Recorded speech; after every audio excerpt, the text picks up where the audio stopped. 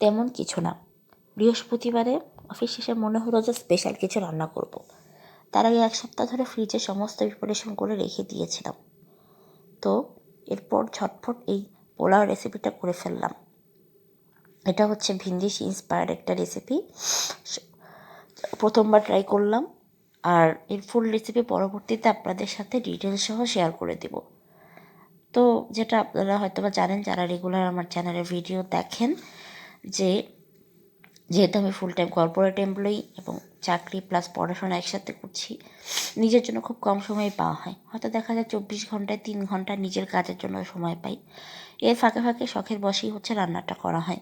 আর রান্না করতে করতেই দেশি বিদেশি বিভিন্ন রেসিপি, খাবার, ঐতিহ্য, ফুড কালচারের সাথে পরিচয়। তার সাথে রিসার্চ করতে করতে যে হচ্ছে আমাদের যে কালচার ডিফিকাল্টি, ফুড হ্যাবিটের যে ক্রাইসিসটা শুরুতে আমাদের মাইগ্রেশনের পরে হচ্ছে মেডিকেল ফেস করতে হয়, এগুলো সম্পর্কে জানা। আর সেই থেকেই আস্তে আস্তে পোস্ট কোভিড হচ্ছে এই কুকিংয়ের প্রতি এক ধরনের প্যাশন তৈরি করা। এরপর আর কি, আমি যেহেতু খাবার নিয়ে যথেষ্ট সচেতন আর বাইরের খাবারটা অ্যাভয়েড করি, তো চেষ্টা করি বাসায় এই ধরনের রেসিপিগুলো ট্রাই করার। থ্যাংকস।